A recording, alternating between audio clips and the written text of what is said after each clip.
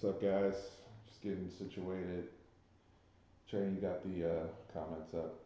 Yeah, I got the Sure, comments up. we're, No video showing yet. Oh, there we go. It's loading now. Pay your internet bill. Yeah, sometimes we gotta get the updates. Anyway, Steve here, Fanatic Perspective. John Tran, let me know. Make sure we can hear okay. Have good sound, good audio. Appreciate everybody coming in here. We're gonna have probably about a 30-minute chat tonight because got to make some moves to my uncle's birthday party. But guys, big road win, our first true road game, first true road test against West Virginia. I thought we both felt very confident that we would handle, be able to take care of business. We were able to. There were some moments there early in the game where I felt like we were a little undisciplined. Well, actually, not a little. We were very undisciplined in a lot of ways. Offensively, we hit a bit of a snag in the third quarter, but Yeah, it was a tale of two halves. yeah, Our defense was pretty awful in the first half, and our offense was clicking, and then it just flip flopped. I think. I mean, that's the way. I mean, if you look at it, we had 4 interceptions, but yet we still gave away 370 yards passing. So I mean, it's a win because we won the game. But right, right. And the yards, we give up yardage. It just is what it is. I think that's the nature of our team, of how we kind of a bend don't break mentality. But it's good to see the turnovers start to come. It's good to see guys getting interceptions. Right off the bat, Deshaun Jameson fighting for the ball. Fighting for the ball makes one of the most ridiculous interceptions you will ever see. And it's like there's the athleticism that we've been looking for and talking about with a lot of these guys. Delhi stepping up early. And I know his wasn't super difficult, but as a linebacker, turning and running in coverage and getting his hands on the ball. B.J. Foster makes a critical error early in the game, several critical errors, but he comes back and makes, as the playmaker that we know he is, he comes back and gets an interception. So just across the board, Deshaun Jameson coming back again and jumping a route, right? And so starting to play with confidence and seeing themselves play well. And Anthony Cook competed too. I mean, absolutely, he was a dog. He had a very good day. There was a couple passes that he was defending well. They just caught the ball. Mm-hmm. And they won that battle. But I thought he played pretty well in Jalen Green's absence. I mean, looks like some of the stuff are already rolling in. Some of the questions are rolling in right now. Of course, it's Roshan over Ingram. Yeah, well, I mean, it is what it is. Roshan, first of all, we're huge Roshan Johnson fans. He had another remarkable day today. 120 yards on the ground, runs hard as hell, falls forward every time. Making guys miss. Flat out outstanding performance. I just don't understand why Texas fans just love to give up on Keontae Ingram for whatever reason. The guy got hurt at the beginning of the game. Gets a stinger. He has like 3 or 4 plays where the offensive line gets blown up as he's receiving a handoff, and everybody's like off the Keontae Ingram bandwagon now. And look, does he dance a little bit sometimes? And he's trying to, but that's also the same guy that helped get us out of the Oklahoma State game. It was our best player, arguably, on offense. So fans are fans. It is what it is. But I mean, shouldn't we be happy that we have two running backs? Exactly. We need more, and guys, you know what? This conversation is going to get really interesting when Jordan Whittington gets there. Yeah. Right. Kirk Johnson. Shout out to Kirko. Good to see him out there. Right. So the more the merrier. The fact that we can even have that conversation when we were concerned about having a running back at all and possibly running Sam to the offensive line 15, 20 times, we don't have to do that now because it's been supplemented with guys like a Roshan Johnson and Keontae Ingram. So I don't think we should be crapping on any of our guys. Or if you guys want to see Roshan get more touches, absolutely. But he's been getting more touches throughout the games. Just don't sleep on Keontae Ingram. That's all I'm saying. I mean, the funny thing is, should we start Roshan over Ingram? Sure. I mean, we were starting, but look, we start John Burke technically over Brendan Eagles, right? But who gets most of the snaps? Right. And Brennan Eagles didn't have a good day today. Yeah, he didn't have a good day at all. But Malcolm Epps did. Malcolm Epps and everybody was ready to throw Malcolm Epps away, right? And Malcolm Epps had a good game. Catches our first touchdown pass where I thought that was one of Sam's better throws, where he throws it high to where he's able to actually utilize his size. And we're starting to see guys come back and have a good game when they're able to, get those opportunities. So we can't, guys aren't going to have a good game every week. Sam Ellinger didn't have the greatest game today. I know he still had, 4 touchdowns in total, but he missed some throws. He threw a really bad interception. He rubbed salt in the wound. Don't get me started with Brian Greasy. Don't get me started with Brian Greasy. Yeah, guys, I agree. Clay Stewart. Great to see Deshaun Jameson and the other corners step up. They've been the ones who've been just under fire by all of us, and rightfully so. They haven't played well as a unit throughout the year, so to see them have a kind of their breakout performance on the road is very, very impressive and very encouraging. I thought they adjusted well throughout the game too. The play where Deshaun Jameson gets the pick, the first one, the guy was trying to hit him with a double move, and just his ability to recover and get his hands on the football. Great job. Edward Stoker, Parker Braun is a beast. I tweeted that. This guy was pancaking people, man. Yeah. And it was a great matchup with our offensive line versus the Stills brothers, who we told y'all about. And the Stills brothers played very, very well today. They were all over the place, but our offensive line's really freaking good, and we wore them out. What's going on, man? It's a young team.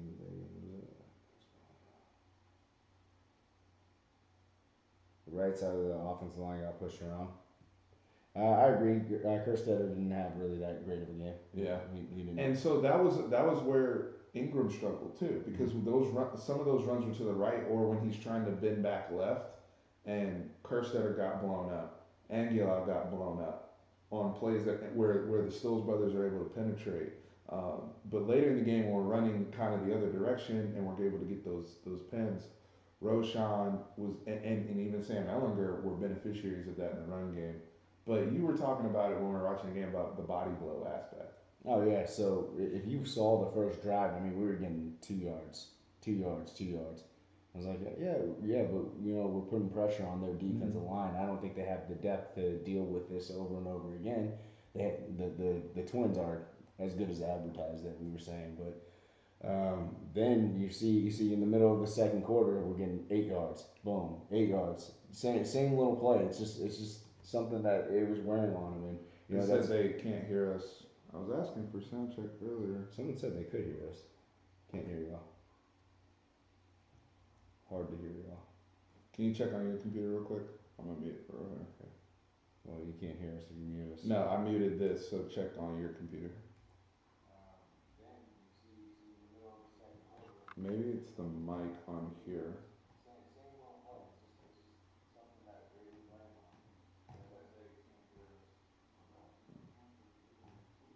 So the volume's low. Yeah, I'm gonna fix it.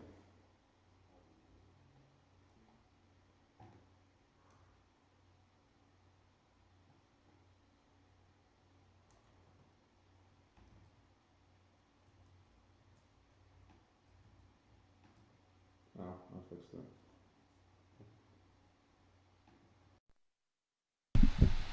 Alright, I think I fixed it, so y'all let me know. I had the wrong setting on to the camera and not the...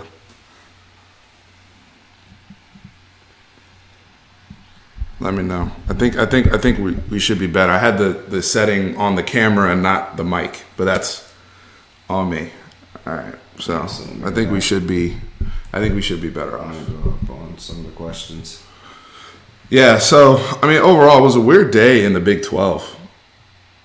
It was a really weird day in the Big 12, so, okay, cool. Sounds much better. Yeah, that was my fault, guys. Yeah, Kenyatta did play in the last drive. He had one play where he got, actually 2 plays, they caught the pass on him, but, it was good to see him actually get to compete in game situations. He's young, so, I mean, the game was out of reach for them, so it wasn't a terribly big deal, but I'm glad he got some experience. It's reps, man. When you look at guys like Kobe Boyce, even the safeties at times, like B.J. Foster, how poorly he tracked the football, and I was telling you about the touchdown early that Sam James caught, The first touchdown of the game. first touchdown of the game.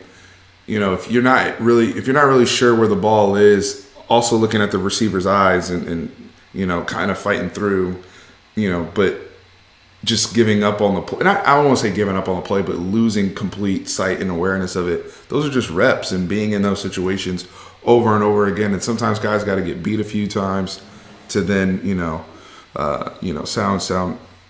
play sound football, right? So those are all situational things. Some guys are going to, have an opportunity to look better. Like Joseph Osai, first impression of him last year against Iowa State, he's a baller and he's been steady ever since, right? But not every single player is going to be like that, and at some positions it's going to be a lot more challenging on the back end, especially when you're playing corner. So it's growing pains. But they're playing a lot more competent than they played against LSU. We're seeing a pattern of growth, at least I feel like, with this group, and that's with injuries. Because there was a point in the second quarter where I'm like, geez, everybody's going down. The tent was up constantly. The tent was up I was like, what the heck is going on here, man? So to at least see, progression with those guys on the back end. There was a stretch of the game where after that opening touchdown, even as poorly as we played throughout the second quarter, West Virginia misses 2 field goals. Shout out to, I think his name was Evan Stanley. Your check's in the mail. Thank you for your service. Hook 'em. That's when you're playing basketball and it's like you let the other guy shoot and you're like, he's with us. Okay. He's broke. So appreciate you missing those 2 kicks. But, we held them, essentially to around 14 point, 17 point range for a while until those touchdowns at the end against our second team. But, impressive performance, encouraging performance for the secondary. I want to talk about our defensive line. I was a little frustrated early in the game, man, because we weren't controlling the line and stopping the run, because they were actually getting pretty big chunk plays. It looked like they were just reading whenever there was a 3 down lineman set that they were just going to run the ball, and it worked for the most part. And then the second half comes around and they stepped it up. You have to tip their hat to them. I mean, they grew up.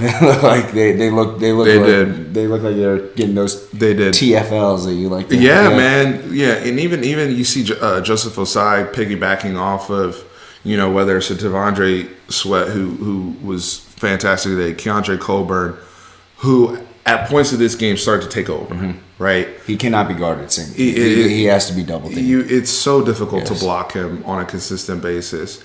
Even Malcolm Roach on some of the little looping stunts they did with that stuff. Not that they generated a whole bunch of pressure or got sacks like that or anything, but just pushing the pocket and clean balls now not coming out as clean as they would like. I thought Brandon Jones played pretty well. I know we had some open field tackling issues, which concerns me for Oklahoma. But Brandon Jones was another guy who stood out to me in the open field in several parts of the game. Let's read some of these. Tackling was a little off times. Yes, it was.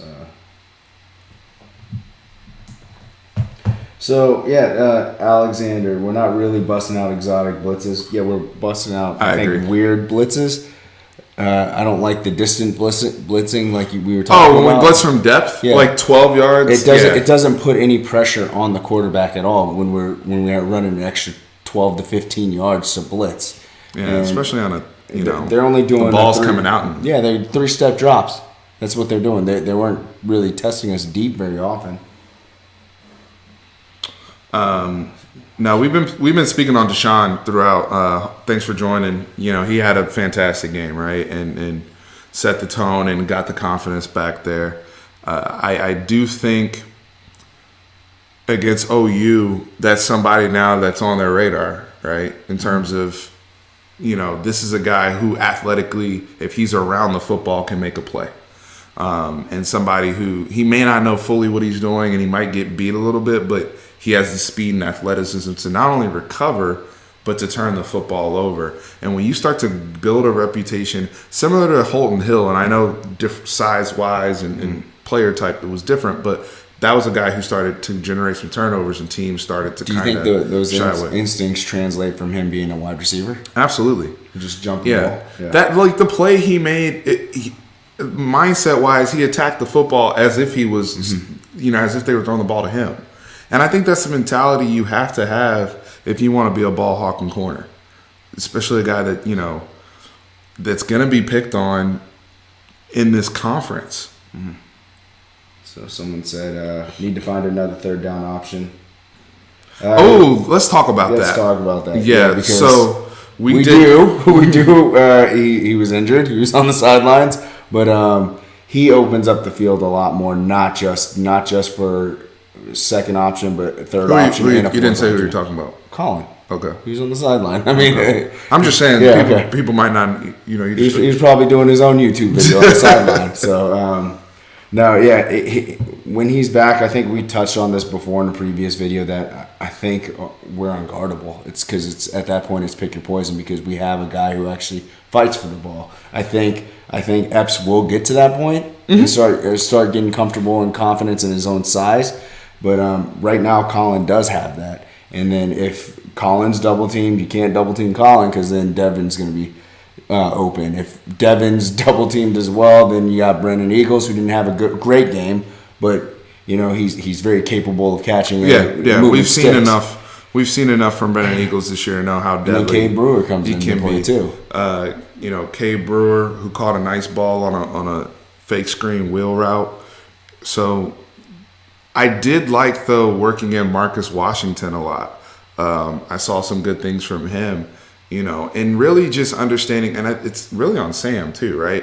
Like there were times where it's like he's staring at Devin Duvernay so much, and I know he was getting a lot of credit throughout the broadcast of going through his progressions, but I personally thought there were times where he got so reliant on waiting for Devin for that third down when on the backside, he has man coverage all day on, whether it was Marcus and then he made that transition and he threw it to Marcus on a couple times, Malcolm Epps a couple times, and Brendan Eagles, if he got a couple better balls, maybe he makes a play on those. So those are areas where he'll be able to work. And also, I think it comes down to trust too. I don't know if he has all the same rapport and the trust that he has in Collins. That's a good point. So when Collins back, he will check both sides, because a lot of the times they don't have him on the same side, or he puts them in motion to see what the defense is trying to do and who's matched up with who. So, I mean, Colin is a huge key to our offense, to opening up even wider. Yeah, we scored 42 points,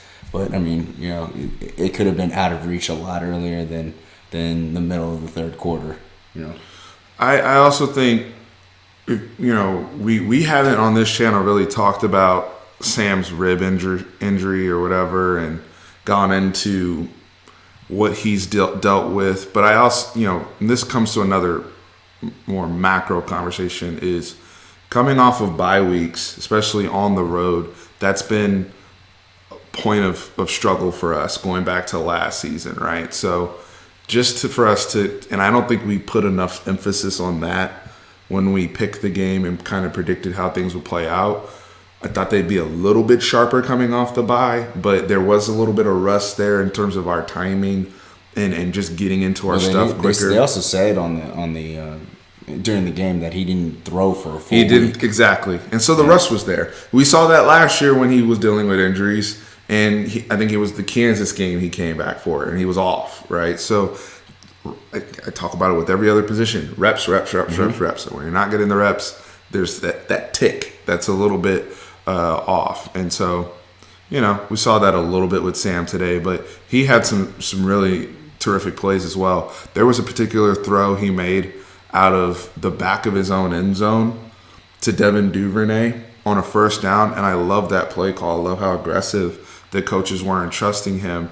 And you think about it, like in a road game scenario, backed up like that, most teams hand the football off. Okay. Yeah, the 1 yard line. Yeah, and he throws it, and he gets they get 40 yards. And I think we ended up punting on that drive. But just those type of throws, the wheel route throw to Cade Brewer, the throw to Malcolm Epps. So he had some really bad reads and some really bad throws at times, but he also had some great plays today as well. Like the deep post into triple coverage.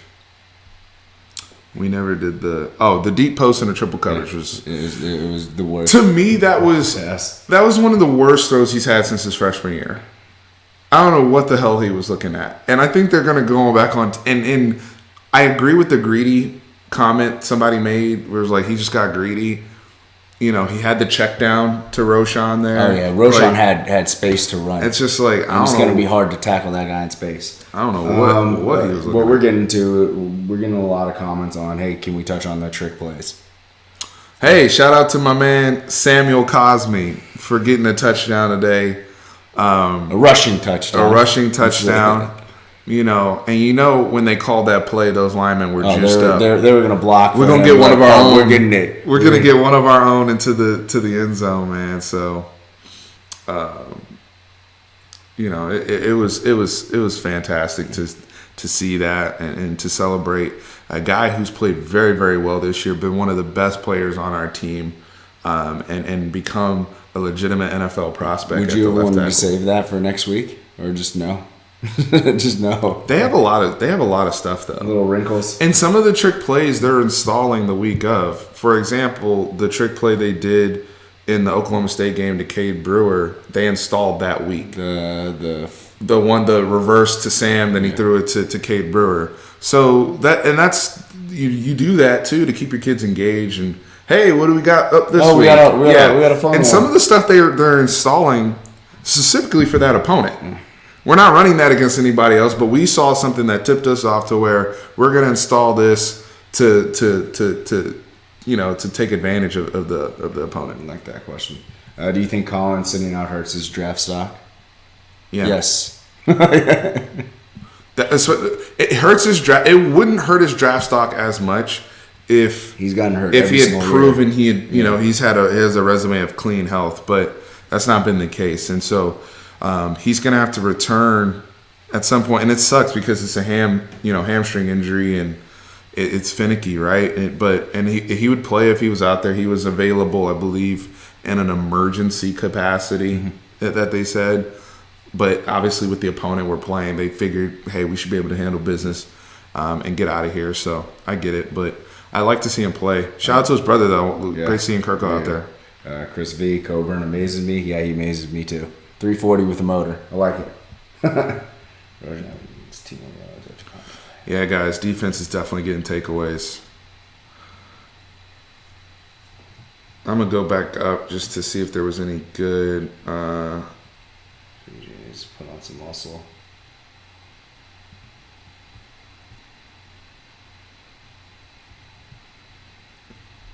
Can we discuss why the offense struggled in the third quarter? Yeah.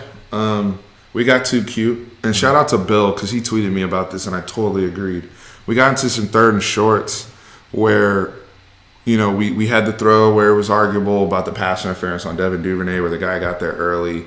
But, third and 2 situation and, we throw the football and it's like, hey, we have our quarterback power stuff. We have our read option stuff. We're starting to wear down on these guys that can continue the drive. And I think there was like 3 times we got the football where we don't convert. Now, I don't know if it was in the third quarter, just fresh off my mind, having not watched any tape. I don't know if there were penalties involved in there or not, but they had some great opportunities, and it really wasn't until like the turnover where we're able to go up 28-17, I think, the beginning of the fourth quarter. So, the third quarter stuff, it was frustrating. I hate not scoring when I'm getting the football coming out of halftime.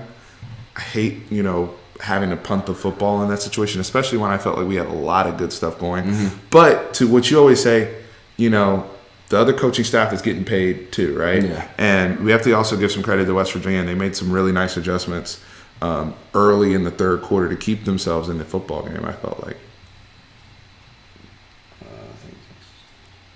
John Burt has been unselfish. Shout out to him for getting the touchdown. Yeah. I was really happy for him. And he's playing all over. He's on the special teams. He's such a great sport. And those are the type of kids you want to recruit into your program that just embrace being a Texas Longhorn. I know where he was as a freshman It's never come to fruition of what we thought he could be, but he's hopefully a Marquise Goodwin, a deep threat Marquise Goodwin. Hey, there's another guy named John Tran. My name is John Tran. Shout out to JT. Hey, J Trans taking over. It's like Smith and Asian. I agree about that PI call on Jameson, but at the same token, it was like a 3-yard out route. I thought the refs could have even let that go, even if that was a little ticky tack to me.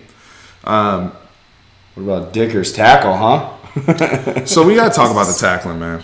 In all seriousness, the Dicker. I mean, you're laughing, but it's like he really could have seriously hurt himself. Bad, yeah. B, he showed extremely poor awareness, knowing where he is on the field. Yeah. And I get you're a kicker, and hey, we don't want to. But at the same token, if you're on kickoff team, you're part of the 11 people out there. How about we stop directional kicking it and just kick it deep? How about that?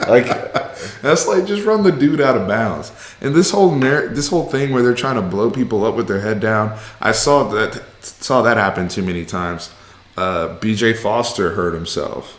Cameron Dicker could have hurt himself. There was a time where Chris Brown tried to do that too, right? Where they're just trying to like seek and destroy. Mm-hmm.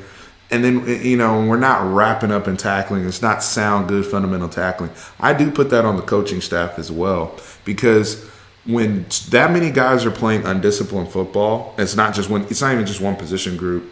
It's across the board. Then the penalties start to flow in. Then you start to have non-contact penalties. We got to clean all that stuff up. Can we learn from Brandon Jones? Because Brandon Jones wraps up. He doesn't try to lower the boom. I mean, he legitimately wraps up, and he usually goes for the ankles right away. That's the first thing he does.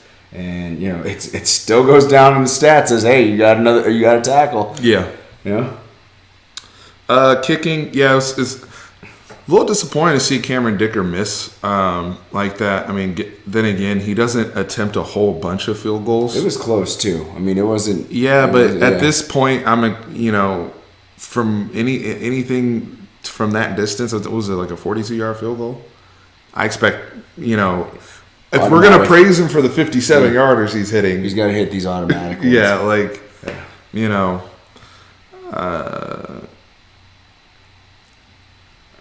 what are your most concerned about for next week? We'll go into depth on that, but just off of the top of my head is just Lincoln Riley planning for our depleted secondary.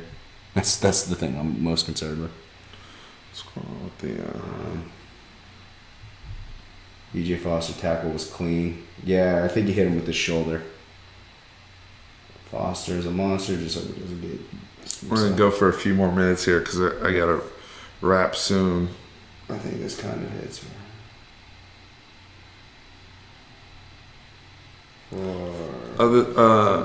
Somebody asked what am I concerned about for OU next week? I mean, we can both answer because I just did.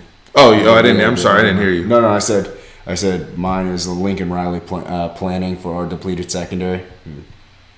It's honestly, that's my biggest concern. I said we'll touch on it in depth on our preview, but that's my biggest one. I am concerned about it. The tackling, just in general, like that is something that I don't know if you can clean all that up in 1 week, especially against a team that's very good run after catch at several different positions, from the running back standpoint, from the wide receiver standpoint. They have a lot of guys that are very dynamic with the football in their hands. That has to get cleaned up.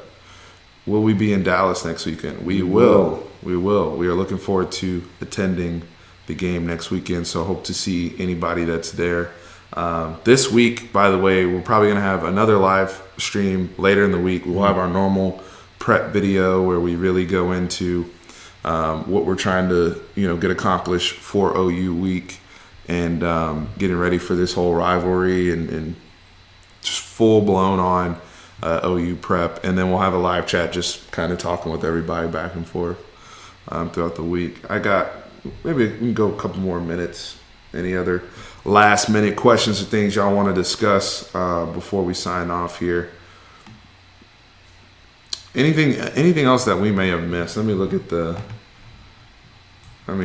to generate four turnovers today was one of the biggest things, biggest takeaways for me today, guys. I mean, especially looking at how much we've struggled in the takeover department or the turnover department, whatever you want to call it, right? So to generate those things and it helped us so much, get through the game. So.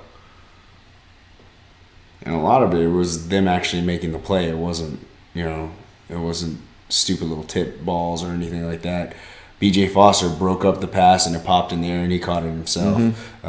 There's that fantastic.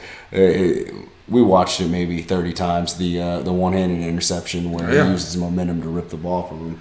Duvernay did not drop a pass today. That was a PBU. Yeah, he broke that up. That's not. He would have had that, but. The defensive back was Washington. I don't know. I think it was one of those guys. But he broke it up. He made a great play on the ball by making up because Dev had he had separation on him, but I guess the underthrown pass from Ellinger allowed him to make up space and he broke it up. Best defensive player of the game, Austin Kendall. That's funny. I thought that Colby's asking about how well do you think the offensive line played today. I thought at times they were really good, especially in the run stuff. But we had too many guys, especially on the right side. Kerstetter and Aguilar. Yeah, I say a B. Yeah. We need to bring our. But it was a tough matchup for them. I don't think. I mean, now we have to really dive into the OU stuff, and OU's defense is a lot better with what Alex Grinch is putting out there. But that punch that they got today was quite a handful. In terms of their individual matchups, we'll see if OU deploys something similar or if it's a little bit easier way of dealing with things. We've seen OU get gashed in the run game this year, so there could be opportunities for us. And the other thing too is we've really, really held back with our quarterback run game. Yep, really, really have. So, like you said, maybe this is the time where you start to see that ramp a little bit. You know how Tom Herman is. In big football games with his quarterback run stuff. Yeah. Well, like we said, we'll dive deeper into it on Monday or Tuesday whenever we do the breakdown. Guys, appreciate y'all. We will be back. We are happy. We are very happy. No, this is a good win. This is a good win. I mean, they're coming off a bye. Guys are a little rusty. It's this isn't today was a surviving advance day. You saw what happened with Oklahoma State going up to Lubbock. They get drilled. It can happen. I mean, it's one game. Yeah. So OU played, and didn't bring their A game today against Kansas, and Kansas hung around for a little bit. These things happen, but like we said, it was a business trip. You go to Morgantown, you handle your business, and you move on to the big dog, right? So that's exactly what we did. What are we, 4-1 at this point? So happy about it, guys. Horns always up. Appreciate y'all. Thank you.